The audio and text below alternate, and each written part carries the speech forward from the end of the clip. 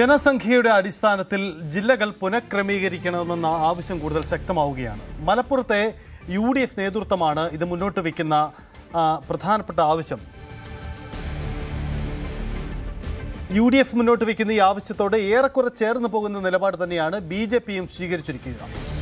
മുമ്പ് മലപ്പുറം ജില്ലാ വിഭജനമെന്ന ആവശ്യം ശക്തമായി ഉന്നയിച്ചിരുന്നത് മുസ്ലിം സംഘടനകളാണ്. എന്നാൽ ജനസംഖ്യയും ഭൂപ്രകൃതിയും കണക്കിലെടുത്തുകൊണ്ടുള്ള പുനഃസംഘടന എന്ന ആവശ്യമാണ് ഇപ്പോൾ ശക്തമാവുന്നത്. മലപ്പുറം ജില്ലാ വിഭജനമല്ല, മറിച്ച് ജനസംഖ്യാനുപാതികമായി വികസനം കൊണ്ടുവരാൻ പഠനം നടത്തണമെന്നാണ് UDF പറയുന്നതെന്നാണ് മുസ്ലിം ലീഗിൻ്റെ ദേശീയ വൈസ് പ്രസിഡന്റ് കൂടിയായ KPA മജീദ് പറഞ്ഞത്. ഇതിനായി സർക്കാർ സ്പെഷ്യൽ ഉദ്യോഗസ്ഥനെ നിയമിക്കണം. മുസ്ലിം ലീഗ് ഇക്കാര്യത്തിൽ ഇപ്പോൾ അഭിപ്രായം പറയുന്നില്ല, മറിച്ച് വികസന കാര്യങ്ങളിൽ UDFിൻ്റെ പൊതുനിലപാടാണ് അഭിപ്രായം പറയുന്നതെന്നും KPA മജീദ് ന്യൂസ് 8 പറഞ്ഞു. അല്ല, UDF യോഗത്തിൽ വന്നൊരു ചർച്ച എന്ന് പറഞ്ഞിട്ടുണ്ടെങ്കിൽ പുതിയ ഗവൺമെൻറ് വന്ന സാഹചര്യത്തിൽ ഈ ജില്ലയുടെ വികസനപരമായ കാര്യങ്ങൾ എന്തൊക്കെ നമുക്ക് നടത്തിക്കൊണ്ടു പോകാൻ കഴിയും എന്ന സംഗതികൾ ജില്ലയെ ബാധിക്കുന്ന പ്രധാന ഇഷ്യൂസ് ക്രോഡീകരിച്ച് അത് നടത്താൻ വേണ്ടിയുള്ള തീരുമാനമാണ് എടുത്തത്. അതിൻ്റെ ഭാഗമായി മലപ്പുറം ജില്ല എന്ന് പറയുന്നത് കേരളത്തിലെ ഏറ്റവും വലിയ ജനസംഖ്യയുള്ള 46 ലക്ഷത്തോളം വരുന്ന ജനസംഖ്യയുള്ള സ്ഥലമാണ്. അതിൻ്റേതായിട്ടുള്ള പരിഗണന ജില്ലക്ക് ലഭ്യമല്ല. കാരണം ജനസംഖ്യ അടിസ്ഥാനത്തിൽ അല്ല സാധാരണ നമുക്ക് ജില്ലകൾ കൊടുക്കണം. അപ്പോൾ ജില്ലകൾക്ക് വരുമ്പോൾ മലപ്പുറം ജില്ലക്ക് അത്രത്തോളം വരുന്നില്ല. അപ്പോൾ അതേ സമയത്ത് UDFിൻ്റെ തീരുമാനം എന്ന് പറയുന്നത് ഇതിൻ്റെ സാധ്യതയെ സംബന്ധിച്ച് ജില്ലാ വിഭജന സാധ്യത ഉണ്ടെങ്കിൽ ആ സാധ്യതയെപ്പറ്റി പഠിച്ച് റിപ്പോർട്ട് ചെയ്യാൻ ഒരു സ്പെഷ്യൽ ഓഫീസറെ വെക്കുന്നതാണ്. സെൻസസ് കഴിഞ്ഞോടുകൂടി ഇതിൻ്റെ ആവശ്യകത വരും. മലപ്പുറത്ത് മാത്രമല്ല, കേരളത്തിൽ തന്നെ പല ജില്ലകളും പുതുതായിട്ട് വിഭജിക്കേണ്ട ആവശ്യങ്ങൾ വരുന്നുണ്ട്. അപ്പോൾ ആ ഒരു സാഹചര്യത്തിൽ ജില്ലയുടെ ഇന്നത്തെ ഒരു ശോചാവസ്ഥ പരിഹരിക്കാനും ഈ ഭരണഭാരം കുറക്കാനും ഒരു ജില്ലയുടെ ഒരു വിഭജനം ആവശ്യമായി വരും എന്നാണ് എനിക്ക് തോന്നുന്നത്. അത് സംബന്ധിച്ച് ആധികാരികമായി നമ്മളല്ല പറയേണ്ടത്, ബന്ധപ്പെട്ടവരാണ്. അപ്പോൾ അതിന് സ്പെഷ്യൽ ഓഫീസർ വെക്കണമെന്നാണ് UDFിൻ്റെ കമ്മിറ്റി വന്നിട്ടുള്ള നിർദ്ദേശം. മുസ്ലിം ലീഗിൻ്റെ ഒരു ആവശ്യവും ഇത് പരിശോധിക്കണം എന്ന് തന്നെയല്ലേ? അല്ല, നമ്മൾ ഈ പാർട്ടി തീരുമാനിച്ചിട്ടില്ല. മുസ്ലിം ലീഗ് പാർട്ടി ഔദ്യോഗികമായി ജില്ലാ വിഭജനത്തെ സംബന്ധിച്ച് തീരുമാനിച്ചിട്ടില്ല. അതൊരു പാർട്ടി തീരുമാനിച്ചില്ല. പക്ഷേ UDFിൽ ഇത് സംബന്ധിച്ച് വികസന കാര്യങ്ങൾ, ജില്ലയിൽ വരുന്ന വികസന കാര്യങ്ങളും പ്രധാന ഇഷ്യൂസിനെ സംബന്ധിച്ച് ചർച്ച ചെയ്തപ്പോൾ ഈ ജില്ല ഇതുപോലെ പോയിട്ടുണ്ടെങ്കിൽ ബുദ്ധിമുട്ടാണ്. അതുകൊണ്ട് ഇതിൻ്റെ സാധ്യതയെ സംബന്ധിച്ച് ഒരു സ്പെഷ്യൽ ഓഫീസറെ വെച്ച് പരിശോധിക്കണം എന്ന് മാത്രമേ പറഞ്ഞിട്ടുള്ളൂ. ജനസംഖ്യാനുപാതികവും ഭൂവിസ്തൃതിയുടെ അടക്കമുള്ള കാര്യങ്ങളും പരിഗണിച്ചു വേണം ജില്ലാ വിഭജനങ്ങൾ നടപ്പിലാക്കാനെന്ന് BJPയും പറയുന്നു. BJPയുടെ സംസ്ഥാന നിർവാഹക സമിതി അംഗം രവി തേലത്താണ് ഈ നിലപാടെടുക്കുന്നത്. വിഭജനം മലപ്പുറം ജില്ലയ്ക്ക് മാത്രമായി നടപ്പാക്കണമെന്ന് പറയുന്നത് വർഗീയതയാണെന്നും അദ്ദേഹം പറയുന്നു. തത്വത്തിൽ മലപ്പുറം ജില്ല വിഭജിക്കണമെന്നുള്ള ആവശ്യം കുറച്ച് കാലങ്ങളായിട്ട് വരുന്നൊരു വിഷയമാണ്. ഈ വിഷയത്തെ സംബന്ധിച്ച് പ്രത്യേകിച്ചൊരു നയം പാർട്ടി രൂപീകരിച്ചിട്ടില്ല. അതേസമയത്ത് വികസന പ്രവർത്തനങ്ങൾക്ക് വേണ്ടി ജനങ്ങളുടെ ആവശ്യങ്ങൾക്ക് വേണ്ടി സർക്കാർ ഉദ്യോഗസ്ഥന്മാരെയും സർക്കാർ ഓഫീസുകളെയും സമീപിക്കുവാനും അവർക്ക് വികസനത്തിൻ്റെ ആനുകൂല്യങ്ങൾ ലഭിക്കാനും അതിൻ്റെ പ്രവർത്തനങ്ങൾക്ക് അവർക്ക് കൂടുതൽ എത്തിച്ചേരാനും വേണ്ടിയിട്ടുള്ള സൗകര്യം അനുസരിച്ച് വലിയ ജില്ലകൾ ചെറുതാക്കുന്നതിൽ പുനർവിഭജനം നടത്തിക്കൊണ്ട് ക്രമീകരിക്കുന്നതിൽ BJPക്ക് എതിർപ്പൊന്നുമില്ല. പക്ഷേ നിർഭാഗ്യവശാൽ മലപ്പുറം ജില്ല വിഭജിക്കണം എന്നുള്ള ആവശ്യം മാത്രമാണ് വരുന്നത്. തിരുവനന്തപുരം വലിയ ജില്ലയാണ്, എറണാകുളം വളരെ വലിയ ജില്ലയാണ്, അതുപോലെ തന്നെ താരതമ്യേന പാലക്കാട്, തൃശ്ശൂർ, കോഴിക്കോടൊക്കെ ഇതേപോലെ വലിയ ജില്ലകളാണ്. ജനസംഖ്യയുടെ ഒരു സാന്ദ്രത മാത്രം കണക്കിലെടുത്തുകൊണ്ട് മലപ്പുറം ജില്ലയെ മാത്രം വിഭജിക്കുന്നതിലാണ് ഈ സംശയാസ്പദമായ ഒരു സാഹചര്യം ഉണ്ടാകുന്നത്. അത് വലിയ ജില്ലകളെ എല്ലാം ചേർത്തുകൊണ്ട് ഒരു പുനർവിഭജനം നടത്തി ജനസംഖ്യയും ഭൂവിസ്തൃതിയും കൂടി പരിഗണിച്ച് അവിടെ സൗകര്യപ്രദമായ രൂപത്തിൽ കേരളത്തിൽ മൊത്തം ജില്ലകളെ വിഭജനം നടത്തിക്കൊണ്ട് ക്രമീകരിക്കണം എന്നുള്ള ആവശ്യമാണ് പൊതുസമൂഹത്തിൻ്റെ ഭാഗത്ത് വരുന്നത്. 14 ജില്ലകളിൽ ഏറെയും കുറിയും ജനസംഖ്യയുണ്ട്. ഭൂപ്രകൃതിയിലും വ്യത്യസ്തതകളുണ്ട്. മലയാളമാണ് എല്ലായിടത്തും സംസാരിക്കുന്നതെങ്കിലും മലയാള ഭാഷയിൽ തന്നെ വേറിട്ട രൂപങ്ങളുമുണ്ട്. ഇത് പുതിയ രീതിയിലേക്ക് പുനഃക്രമീകരിക്കണം ജില്ലാ അടിസ്ഥാനത്തിൽ എന്ന ആവശ്യത്തിന് നീണ്ട നാളത്തെ ചരിത്രമുണ്ടെങ്കിൽ കൂടിയും ഈ ആവശ്യം ഒന്നുകൂടി ശക്തമാവുകയാണ്. മലപ്പുറം ജില്ലാ വിഭജനം എന്ന ആവശ്യം ശക്തമായി ഉന്നയിക്കുന്നത് ചില മുസ്ലിം തീവ്രവാദ നിലപാടുള്ള മുസ്ലിം സംഘടനകളാണ്. അവരുടെ ആവശ്യത്തിന് മറ്റു ചില പശ്ചാത്തലങ്ങളും കൊണ്ടുണ്ട്. പക്ഷേ അതിനും അപ്പുറം ജില്ലകൾ പുനഃക്രമീകരിക്കണമെന്ന ആവശ്യം ഇപ്പോൾ ഉയരുന്നതിന് പ്രധാനപ്പെട്ട കാര്യം മറ്റൊന്നുകൂടിയുണ്ട്. കാരണം UDF മുന്നിലേക്ക് ഈ ആവശ്യം ഔദ്യോഗികമായി വരികയാണ്. സർക്കാരിന് മുന്നിൽ ഒരു നിവേദനമായി തന്നെ വന്നു കഴിഞ്ഞു എന്നാണ് മനസ്സിലാകുന്നത്. അങ്ങനെയെങ്കിൽ ജില്ലാ വിഭജന ആവശ്യം പരിഗണിക്കേണ്ടി വരുമോ? CPM ഇടതുപക്ഷം ഇതിൽ എന്ത് നിലപാടെടുക്കും? ഔദ്യോഗികമായ നിലപാട് അവർ ഇതുവരെയും സ്വീകരിച്ചിട്ടില്ല എന്നുകൂടിയാണ് നമ്മൾ മനസ്സിലാക്കുന്നത്. പുനഃസംഘടന, ജില്ലകളിൽ പുനഃസംഘടന സാധ്യമാകുമോ? അത് ഏത് രീതിയിൽ മുന്നോട്ട് പോകും? നമുക്ക് വിശദമായി പരിശോധിക്കാം. CV അനുമോദുണ്ട്. അനുമോദ്, മലപ്പുറം ജില്ലാ വിഭജനം അത് മാത്രമല്ല വിഷയം, ജില്ലകളുടെ പുനഃക്രമീകരണം എന്ന പൊതുവിഷയത്തിലേക്കാണ് വരുന്നത്. ഇപ്പോൾ ഈ വിഷയം ചർച്ച ചെയ്യുന്നതിന് നമ്മൾ മുമ്പ് തന്നെ ഈ വിഷയം ചർച്ച ചെയ്തിട്ടുള്ളതാണ്. ഇപ്പോൾ ഈ വിഷയം ചർച്ചയ്ക്ക് വരുന്നതിന് മറ്റൊരു കാരണം കൂടിയുണ്ട്. കാരണം അത് പൊതുവിൽ മുസ്ലിം ലീഗിൻ്റെ ഔദ്യോഗിക നിലപാടില്ലെങ്കിലും മുസ്ലിം ലീഗിൻ്റെ ഭാഗമായിരിക്കുന്ന പല നേതാക്കളും പരസ്യമായിട്ടുണ്ട്. കോൺഗ്രസ് നേതാക്കളും ഈ ആവശ്യമൊക്കെ ഉന്നയിച്ചിട്ടുള്ളതാണ്. അപ്പോൾ UDF ഭരിക്കുന്ന ഒരു കാലഘട്ടത്തിൽ ഈ ആവശ്യം മുന്നോട്ട് വെച്ചാൽ ഒരു സമിതിയെ വെച്ച് ഈ വിഷയം പരിശോധിക്കാനെങ്കിലും സർക്കാരിന് തയ്യാറാവേണ്ടി വരില്ലേ? എത്ര കണ്ട് ശക്തമാണ് ജില്ലാ പുനഃക്രമീകരണം എന്ന ആവശ്യത്തിൽ?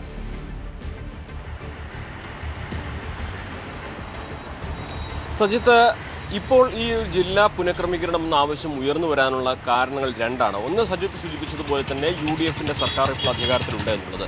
രണ്ട്, കന്യാകുമാരി കണക്കെടുപ്പ്, ജനസംഖ്യാ കണക്കെടുപ്പ് തുടങ്ങുന്നു. ഇത് രണ്ടും കൂടി ചേർത്ത് വായിക്കുമ്പോൾ മലപ്പുറം ജില്ലയിലെ ഔദ്യോഗികമായിട്ടുള്ള ജനസംഖ്യ എത്രയാണെന്നുള്ളത് ഏതാനും ദിവസങ്ങൾക്കൊക്കെ അറിയാനാകും. അതായത് ഇപ്പോൾ 46 ലക്ഷത്തോളം എന്നാണ് അറിയുന്നത്. ഇത് വലിയൊരു സംഖ്യയാണ്. സ്വാഭാവികമായിട്ടും ഇത് മാത്രമല്ല, ജനസംഖ്യയ്ക്ക് അനുസരിച്ച് വികസനം എത്താത്ത മറ്റു പലയിടങ്ങളിലുമുണ്ട്. അവിടെയെല്ലാം തന്നെ കൃത്യമായിട്ടുള്ള ഒരു പഠനം നടത്തി ഒരു പുനഃക്രമീകരണം വേണം എന്നൊരാവശ്യമാണ് ഉയർന്നത്. മുൻപൊക്കെ മലപ്പുറം ജില്ല മാത്രം വിഭജിക്കണമെന്ന ആവശ്യമായിരുന്നെങ്കിൽ ഇപ്പോൾ UDF തന്ത്രപരമായിട്ടാണ് ഈ ഒരു വിഷയത്തിൽ സമീപനമെടുത്തിരിക്കുന്നത്. UDF കോൺഗ്രസും മുസ്ലിം ലീഗും ഞങ്ങൾ അഭിപ്രായം പറയുന്നില്ല എന്ന് പറയുകയും ജില്ലയുടെ വികസനത്തിന് വേണ്ടി ഇത്തരം കാര്യങ്ങളിലേക്ക് സർക്കാർ തീരുമാനമെടുക്കട്ടെ എന്ന ഒരു നയമെടുക്കുകയും പന്ത് സർക്കാരിൻ്റെ കോർട്ടിലേക്ക് തള്ളിവിടുകയാണ് ചെയ്തിരിക്കുന്നത്. ഞങ്ങളുടെ അഭിപ്രായം പിന്നീട് സർക്കാരിൻ്റെ തീരുമാനം വന്നതിന് ശേഷം പറയാമെന്നാണ് അവർ പറയുന്നത്. BJPയുടെ സമീപനം ഇവിടെ പ്രധാനപ്പെട്ടതാണ്. BJP ഇതുവരെ ഈ മലപ്പുറം ജില്ലാ വിഭജനത്തെ ശക്തമായി എതിർത്തിരുന്ന ഒരു രാഷ്ട്രീയ പാർട്ടിയാണ്. പക്ഷേ അവരും നയപരമായിട്ട്, അതായത് ഒരു ഇടത്തെ ജനസംഖ്യയും അവിടുത്തെ ഭൂപ്രകൃതിയും കണക്കാക്കി അതിനനുസരിച്ചുള്ളൊരു പുനഃക്രമീകരണം വരട്ടെ, പക്ഷെ മലപ്പുറം മാത്രമല്ല എന്ന കാര്യം കൂടി അവർ ഉൾപ്പെടുത്തുകയാണ് ചെയ്യുന്നത്. മുൻപ് ഈ ലോക്സഭാ മണ്ഡലങ്ങളുടെ എണ്ണം കൂട്ടുന്നതിനെക്കുറിച്ചുള്ള ചർച്ച കൂടി അവർ ഇതിനോടൊപ്പം ചേർത്ത് പറയുന്നുണ്ട്. അങ്ങനെ BJPയുടെ നിലപാടും UDFിൻ്റെ നിലപാടും ഇത്തരത്തിലാകുമ്പോൾ CPM ഇവിടെ തന്ത്രപരമായ മൗനം പാലിക്കുകയാണ്. ഇത് പാർട്ടി കുറച്ചുകൂടി പഠിച്ചതിന് ശേഷം പ്രതികരിക്കാമെന്നാണ് നേതൃത്വത്തിൻ്റെ മറുപടി, വിശദീകരണം ഇക്കാര്യത്തിൽ ഉണ്ടായിട്ടുള്ളത്. നമുക്കറിയാം, മലപ്പുറം ജില്ലയുടെ ഒരു ഭൂപ്രകൃതിയും ജനസംഖ്യാനുപാതികമായ കണക്കുകളും ഇത് രണ്ടും ഇവിടെ ഭരണപരമായ പ്രതിസന്ധി ഉണ്ടാക്കുന്നുവെന്ന് മുൻ കളക്ടറും അതുപോലെ തന്നെ ഇപ്പോൾ തിരൂരിലുള്ള RDOയും ഈ പരസ്യമായിട്ട് തന്നെ പറഞ്ഞ ഒരു ചരിത്രം കൂടി ഇതിൽ കൂട്ടി വായിക്കണം. അതായത് ഭരണപരമായ പ്രതിസന്ധി ഉണ്ടെന്ന് ഭരണകർത്താക്കൾ തന്നെ പറയുമ്പോൾ സ്വാഭാവികമായിട്ടും മാറിയ സാഹചര്യത്തിൽ UDF സർക്കാരിന് മുൻപിലേക്ക് ഭരണ കക്ഷി തന്നെ UDF തന്നെ ജില്ലാ UDF നേതൃത്വത്തിൽ ഇത്തരത്തിലൊരു ആവശ്യവുമായി മുന്നോട്ട് പോകുമ്പോൾ അതിന് കുറെ കൂടി സാധ്യതകളുണ്ട് എന്ന് തന്നെ വേണം വിലയിരുത്തുവാൻ.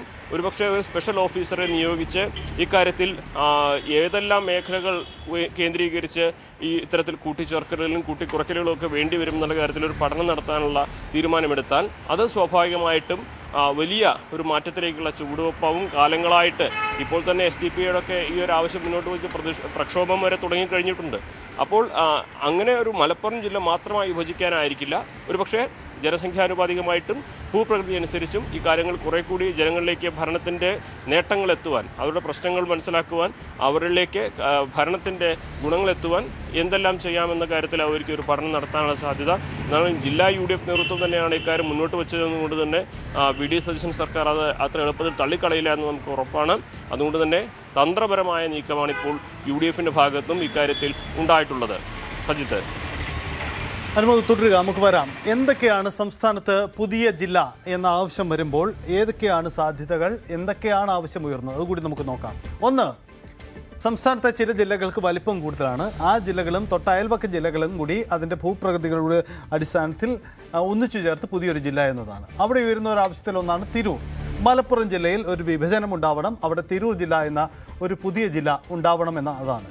തിരൂർ ജില്ലയിൽ തിരൂർ എന്ന സ്ഥലം കേന്ദ്രീകരിച്ചുകൊണ്ട് ഒരു പുതിയ ജില്ല, മലപ്പുറം ജില്ലയുടെ പിന്നോക്കാവസ്ഥ പരിഹരിക്കാൻ ഈ ജില്ല ആവശ്യമാണ്. പ്രാദേശിക രംഗത്ത് ജില്ല നേരിടുന്ന വലിയ അവഗണനകളാണ്. മലപ്പുറത്ത് പലപ്പോഴും അവഗണന നേരിടുന്നു. ഏറ്റവും അധികം ജനസംഖ്യയുണ്ട്, വിദ്യാഭ്യാസ രംഗത്ത് പ്രശ്നങ്ങളുണ്ട്, പ്രാദേശിക വികസന പ്രശ്നങ്ങളുണ്ട്. അതുകൊണ്ട് തിരൂർ കേന്ദ്രീകരിച്ച് പുതിയ ജില്ല രൂപീകരിക്കണമെന്ന ആവശ്യത്തിന് പഴക്കമുണ്ട്.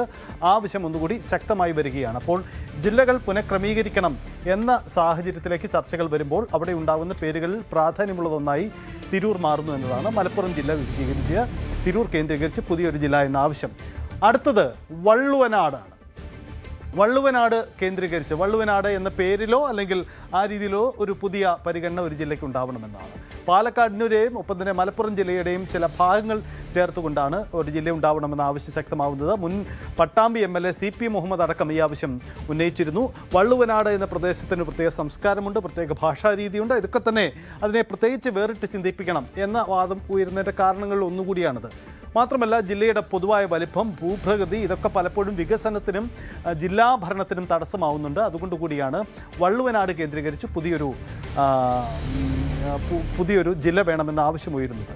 മറ്റൊന്ന്, വടക്കുന്ന് നമ്മൾ മധ്യകേരളത്തിലേക്ക് വരുമ്പോൾ മൂവാറ്റുപുഴയാണ്. എറണാകുളം ജില്ല വിപുലമായ ജില്ലയാണ്. എറണാകുളം ജില്ലയിൽ നിന്ന് മൂവാറ്റുപുഴയെ മാറ്റി നിർത്തി മൂവാറ്റുപുഴ കേന്ദ്രീകരിച്ച് പുതിയൊരു ജില്ല എന്ന ആവശ്യമാണ്. എറണാകുളം ജില്ലയുടെ വലിപ്പം ഇപ്പോൾ തന്നെ ഈ ജില്ലയുടെ ഭരണത്തിന് തടസ്സമാവുന്നുണ്ട്.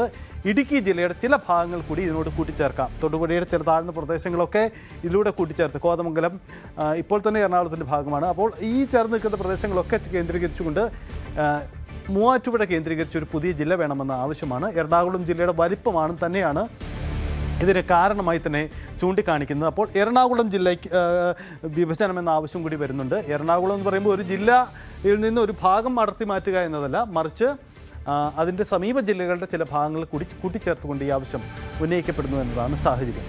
അടുത്ത ആവശ്യം ഉയരുന്നത് തിരുവനന്തപുരത്തേക്ക് വരുമ്പോഴാണ്. തിരുവനന്തപുരം ജില്ലയ്ക്ക് വലിയ വലിപ്പമുണ്ട്. അവിടെ നെയ്യാറ്റിൻകര കേന്ദ്രീകരിച്ച് പുതിയൊരു ജില്ല വേണമെന്ന ആവശ്യമുണ്ട്. ഈ ആവശ്യം ശക്തമായി ഉന്നയിച്ചിരിക്കുന്ന മറ്റാരുമല്ല, BJP നേതൃത്വമാണ് ഈ ആവശ്യം കൂടുതൽ ശക്തമായി അവർ ഉന്നയിക്കുന്നത്. നെയ്യാറ്റിൻകരയുണ്ട്, ഒപ്പം കാട്ടാക്കട മേഖലകളൊക്കെ ചേർത്തുകൊണ്ട് പുതിയ ജില്ല വേണമെന്നാണ് ഇവരുടെ വാദം. കാരണം തിരുവനന്തപുരം ജില്ലയ്ക്ക് വലിയ വലിപ്പമുണ്ട്. അതുകൊണ്ട് തന്നെ ജില്ലയുടെ എല്ലാ മേഖലകളിലേക്കും വികസനം എത്തുന്നില്ല, പ്രാദേശിക രീതിയിലേക്ക് എത്തുന്നില്ല. പ്രത്യേകിച്ച് നെയ്യാറ്റിൻകര എന്ന് പറയുമ്പോൾ തമിഴ്നാടുമായി അതിർത്തി പങ്കിടുന്ന മേഖലകളാണ്. അപ്പോൾ ഈ മേഖലകൾ കേന്ദ്രീകരിച്ചുകൊണ്ട് പുതിയൊരു ജില്ല രൂപീകരിക്കണമെന്ന ആവശ്യമാണ് വരുന്നത് എന്നതാണ് സാഹചര്യം. ഇങ്ങനെ പ്രധാനമായും തിരൂർ, വള്ളുവനാട്, മൂവാറ്റുപുഴ, നെയ്യാറ്റിൻകര ഇങ്ങനെ 4 ജില്ലകൾ, ആ 4 പേരിലേക്ക് പുതിയ ജില്ലകൾ വരുമോ അല്ലെങ്കിൽ ഈ പ്രപ്പോസലുകൾ പുതിയ അംഗീകരിക്കപ്പെടുമോ? എന്തായാലും UDFൻ്റെ ജില്ലാ സമിതി മുന്നോട്ട് വെച്ച ഈ നിർദ്ദേശത്തെ ഗൗരവമായി പരിഗണിക്കുമോ എന്ന ചോദ്യം കൂടിയാണ് വരുന്നത്. CV അനുമോദ് തുടരുന്നുണ്ട്. അനുമോദ്, ഒരു കാര്യം കൂടി, ജില്ലാ വിഭജനം എന്ന് പറയുമ്പോൾ അത് ഫലത്തിലുണ്ടാകുന്നത് ഈ നിയമസഭാ മണ്ഡലങ്ങളുടെ അതിരുകൾ പോലും പുനർനിർമ്മിച്ചേക്കാം, മാറ്റമുണ്ടാക്കിയേക്കാം. അത്തരമൊരു സാഹചര്യം കൂടിയുണ്ട്. രണ്ടാമത്തെ കാര്യം, അത് സർക്കാരിനുണ്ടാക്കുന്ന ഭാരിച്ച ചിലവാണ്. ജില്ല എന്ന് പറയുമ്പോൾ ഒരു ജില്ലയ്ക്ക് ഒരു കളക്ടർ പുതുതായി ഉണ്ടാവണം, ആ ജില്ലയ്ക്ക് ഒരു ഭരണ സ്ഥിരാകേന്ദ്രം ഉണ്ടാവണം, റവന്യൂ സംവിധാനങ്ങൾ ഉണ്ടാവണം. ഇങ്ങനെ വലിയ മാറ്റങ്ങളാണ് ഒരു പുതിയ ജില്ല വരുമ്പോൾ ഉണ്ടാവേണ്ടത്. അപ്പോൾ ഈ വെല്ലുവിളി കൂടി ഇതിൻ്റെ ഭാഗമായി കടന്നു വരുന്നുണ്ട്. അപ്പോൾ ചുരുങ്ങിയ പക്ഷം സാമ്പത്തിക ബാധ്യതയുണ്ട്, നിയമസഭാ മണ്ഡലങ്ങളുടെ രൂപത്തിൽ മാറ്റമുണ്ടായേക്കാം, മറ്റ് സാഹചര്യങ്ങളിൽ മാറ്റമുണ്ടായേക്കാം. ഇതൊക്കെ ഉണ്ടാവുമ്പോഴും ഈ ആവശ്യം പരിഗണിച്ച് പോവേണ്ടി വരും. ചുരുങ്ങിയ പക്ഷം പഠിക്കാനൊരു സമിതിയെങ്കിലും നിയോഗിക്കേണ്ടി വരും എന്നൊരവസ്ഥ ഇപ്പോൾ പുതിയ സർക്കാരിന് മുന്നിൽ ഉണ്ടാവും. ഒരുപക്ഷെ നാളെ കഴിഞ്ഞ് ബജറ്റ് അവതരണം നടക്കാൻ പോവുകയാണ്. ബജറ്റിൽ ഇത്തരമൊരു നിവേദനമുണ്ടെങ്കിൽ ചില സൂചനകൾ ഉണ്ടായാൽ പോലും അത്ഭുതപ്പെടേണ്ടതില്ല എന്ന് വേണോ കരുതാൻ?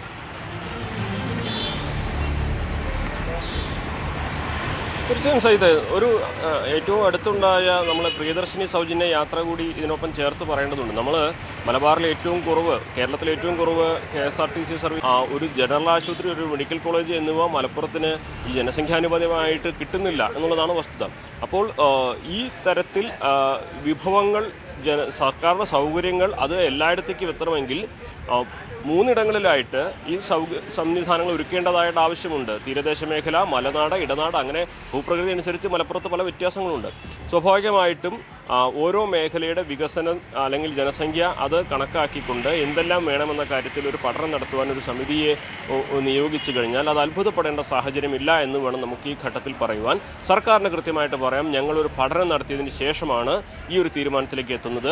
UDFനും അതായത് മുസ്ലിം ലീഗിനും കോൺഗ്രസിനും പറയാം, ഞങ്ങൾ വിഭജനമല്ല ആവശ്യപ്പെടുന്നത്, മറിച്ച് ഇതിൻ്റെ സാധ്യതകൾ പഠനം നടത്തുവാനാണ് ഞങ്ങൾ ആവശ്യപ്പെട്ടിരിക്കുന്നത്. ആ പഠനം ശാസ്ത്രീയമായിട്ട് നടത്തിയതിന് അടിസ്ഥാനത്തിലാണ് തീരുമാനത്തിലെത്തിയിരിക്കുന്നത് എന്ന് അവർക്കും അവകാശപ്പെടാം. BJPയും അതിനെ എതിർക്കുമെന്ന് കരുതാനാകില്ല. CPM-നാണെങ്കിലും ഈ സാഹചര്യത്തിൽ CPM ഒരു പക്ഷേ ഇത് മുൻകാലത്തെ ഈ ഒരു ആവശ്യം വന്നപ്പോൾ അന്ന് SDP അടക്കമുള്ളവർ ഈ ഒരു ആവശ്യവുമായി ബന്ധപ്പെട്ട് വലിയ പ്രതിഷേധം നടത്തുകയും പ്രക്ഷോഭം നടത്തുകയും ചെയ്ത സാഹചര്യത്തിലാണ് ആ ചിന്തയ്ക്ക് അത് അല്പം പിന്മാറ്റം ഉണ്ടായത് എന്നാണ് മനസ്സിലാക്കാനാവുന്നത്. രാഷ്ട്രീയമായ ഒരു സാഹചര്യം അതിനുണ്ടെന്ന് നമുക്കറിയാം. എന്നാൽ പോലും ഓരോ മേഖലകളിലെ ഈ പറയുന്ന മണ്ഡലങ്ങളുടെ സാഹചര്യം കൂടി പരിഗണിച്ചുകൊണ്ട് ഈ മണ്ഡലങ്ങളെല്ലാം കൂട്ടിച്ചേർത്ത് അല്ലെങ്കിൽ ഈ താലൂക്കുകളെല്ലാം കൂട്ടിച്ചേർത്ത് മറ്റൊരു ജില്ല എന്ന കൺസെപ്റ്റിലേക്ക് പോവുകയാണെങ്കിൽ അത് വളരെ ശാസ്ത്രീയ പഠനങ്ങളുടെ അടിസ്ഥാനത്തിൽ കൂടിയാണെങ്കിൽ അത് ആർക്കും തള്ളിക്കളയാൻ കഴിയുന്നൊരു കാര്യമല്ല. അങ്ങനെ ഒരു നീക്കത്തിന് UDF സർക്കാർ മുൻകൈയെടുത്താൽ അത് 5 വർഷം കൊണ്ടെങ്കിലും പൂർത്തിയായ മാറ്റത്തിന് തുടക്കമായിട്ട് വേണം കാണുവാൻ. UDF കൂടുതൽ വാർത്തകൾക്ക് News 18 Keralam YouTube channel subscribe ചെയ്യുക.